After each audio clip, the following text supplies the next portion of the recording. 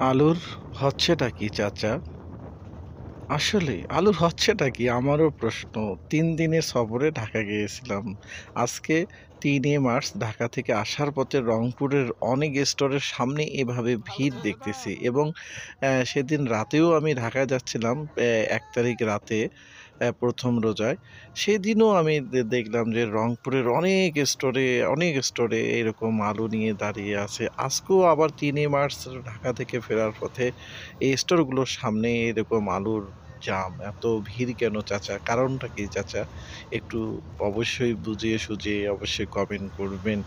আলুর বাজার আজকে ৩ মার্চ আমি এই যে স্টোরের সামনে রংপুরে গিয়ে শুটিবাড়িতে দাঁড়াইছিল আমার নামাজের গাড়ি বিরতি দিছিল। সেখানে জিজ্ঞেস করলাম যে, "আলুর বাজার কত করে?" অনেকেই আলু ঘুরে নিয়ে যাচ্ছে বাড়িতে। আমি জিজ্ঞেস করলাম কিন্তু আসলে আলুর বাজার হবে কি ২০২৫ সালে চাচা অবশ্যই কমেন্ট করবেন। বর্তমান আলুর বাজার অনেক জায়গায় বাংলাদেশে ৳১৬, ৳১৫, ৳১৫.৫০, ৳১৭, ৳১৭.৫০ এরকম করে দাম যাচ্ছে। দেখতে পারছেন এটি হচ্ছে ১ মার্চের রাতে ঢাকা যাওয়ার সময় এবং ১ম যে ভিডিওটি দেখলেন আজকে ৩ মার্চ ঢাকা থেকে ফেরার পথে রংপুরের অনেক স্টোরের সামনে এভাবেই কিন্তু আলু নিয়ে দাঁড়িয়ে আছে। আলুর কৃষক, ব্যবসায়ীরা এভাবে আলু নিয়ে স্টোরে ঢোকার জন্য হিড়িমিড়ি খাচ্ছে। তবে রংপুর শুটিবাড়িতে এক ভ্যানে করে আলু নিয়ে যাচ্ছিল। আমি জিজ্ঞেস করলাম, "ভাই বাজার কত?" বলতে, "ভাই আজকে ৳১৭.৫০ ৩ মার্চ রংপুর শুটিবাড়িতে।" আলু ঘুরে কিনে নিয়ে যাচ্ছেন কোথাও যে জায়গা নেই, রাখার জায়গা নেই। তাই আলু বাড়িতে নিয়ে রাখিয়ে দিতে হবে। হাসতে বলতেছে।